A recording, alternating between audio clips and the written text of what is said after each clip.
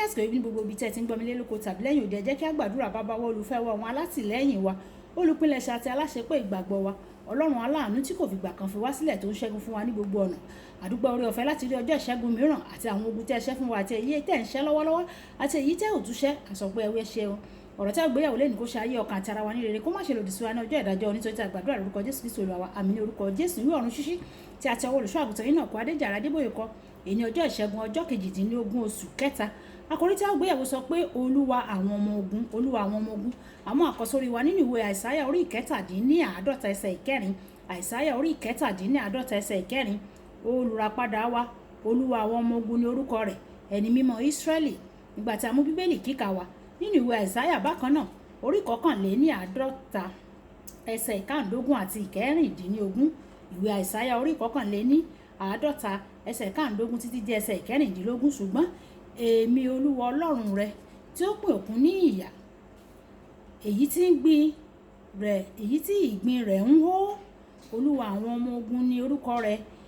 Èmi sì ti fi ọ̀rọ̀ mi sí ẹnu rẹ, mo sì ti bò ọ́ mọ́lẹ̀ ní òjìji ọwọ́ mi, kí èmi kí ó lè gbin àwọn ọ̀run, kí èmi kí ó lè fi ìpìlẹ̀ ayé sọlẹ̀, àti kí èmi kí ó lè fún Síónì pé kí èmi kí ó lè wí fún Síónì pé ìwọ ni ènìyàn mi. Wàyí tẹ́tí bẹ̀rẹ̀ jẹ́ láti gbọ́ ohun tí olùṣọ́ àgùntàn yìí náà kó Adéjàre Adébóyè tí ó ní fún wa lé ní ọjọ́ ìṣẹ́gun, gẹ́gẹ́ bí orin Dáfídì orí ìkẹrìnléníogún ẹsẹ̀ ìkeje dé ìkẹwàá. Ọlọ́run ni Olúwa àwọn ọmọ ogun, balógun gbogbo àwọn ogun tó wà ní ọ̀run, ayé àti ìsàlẹ̀ ilẹ̀. Kódà èṣù máa ń ṣiṣẹ́ láàárín ohun tí Ọlọ́run bá fàyè gbà ni o. Bí a ṣe rí nínú ìwé Jóòbù, Ọlọ́run lè bá èyíkéyìí iye ẹ̀mí èṣù wí, yálà ó jẹ́ ọ̀kan ni. Bí a ṣe rí nínú ìwé Máàkù orí ìkíní ẹsẹ̀ ìkẹtàléníogún títí di ẹsẹ̀ ìkẹtàdínníọgbọ̀n, tàbí ẹ̀mí èṣù jẹ́ méjì, gẹ́gẹ́ bí a ti rí nínú ìwé Lúùkù orí ìkẹjọ ẹsẹ̀ ìkíní dé ìkẹta, tàbí ẹ̀mí èṣù jẹ́ líjíọ́nì, bí a ti rí nínú ìwé Máàkù orí ìkarùn ẹsẹ̀ ìkejì títí di ẹsẹ̀ ogún. Tí èyíkéyìí agbára èṣù bá wà tí ó ń yọ ayé rẹ lẹ́nu, ojú yóò tì wọ́n ní orúkọ Jésù. Àmín. Mo sábà máa ń sọ pé Olúwa àwọn ọmọ ogun kì í pàdánù ìjà, ṣùgbọ́n ní kò pẹ́ yìí ó sọ fún mi pé ọmọ mi, mo lè pinnu láti pàdánù ìjà láti ṣẹ́gun. Mi ò lè pàdánù ogun láéláé. Ní ìgbà mìíràn, Ọlọ́run àwọn ọmọ ogun nínú àwọn ọgbọ́n àtòkèwá rẹ̀, ó lè pàdánù ìjà nítorí ogun tó tóbi ó wà láti borí rẹ̀. Fún àpẹẹrẹ, ó fàyè gba èṣù láti fi ọwọ́ kan ohun ìní àti ìlera Jóòbù nítorí ó fẹ́ ṣe àfihàn títóbi agbára rẹ̀ ni. Ní àpẹẹrẹ mìíràn, àwọn alálùpàídà Fáráò ṣe ohun kan náà tí Mósè àti Árónì ṣe nígbà tí wọ́n kọ́kọ́ kó Fáráò lójú. Ẹ̀wẹ̀, ó dé ibi tí ẹ̀rù ti bà wọ́n o, wọ́n sì sọ pé ìkà Ọlọ́run ni èyí. Ìwé Ẹ́kísódù orí ìkẹjọ ẹsẹ̀ ìkọkàndínlógún. Ọlọ́run gba Fáráò láàyè láti ṣe agídí síbẹ̀ kí ó lè fi ọwọ́ agbára ńlá rẹ̀ hàn. Nínú ìwé Róòmù orí ìkẹsàn ẹsẹ̀ ìkẹtàdínlógún, nígbà tí wọ́n sọ Sífíọ́nì ní òkúta, Sọ́ọ̀lù ó ń wò ó, èṣù sì ń yọ̀.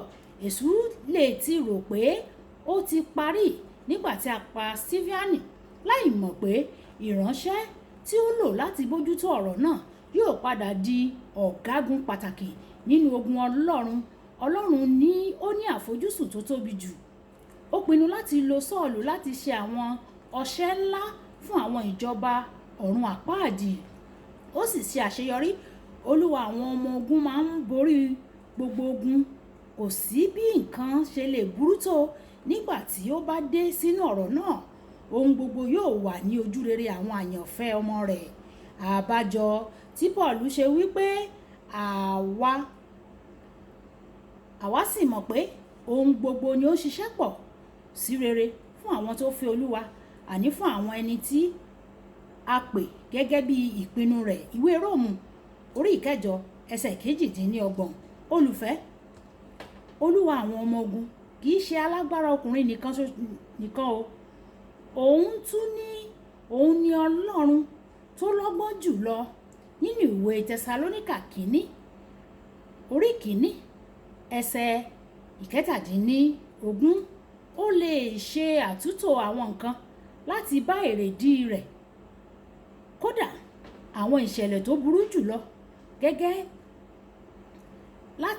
láti bá àwọn ìṣẹ̀lẹ̀ tó burú jùlọ, ìwọ ṣáà gbẹ́kẹ̀lé láti lè lo ìṣẹ̀lẹ̀ tí kò dùn mọ́ ọ nínú yẹn, kí ó wá ìṣẹ̀lẹ̀ tí kò dùn mọ́ ọ nínú ayé rẹ yẹn, kí Ọlọ́run kí ó lè lò ó fún ojú rere rẹ̀ àti ògo rẹ̀.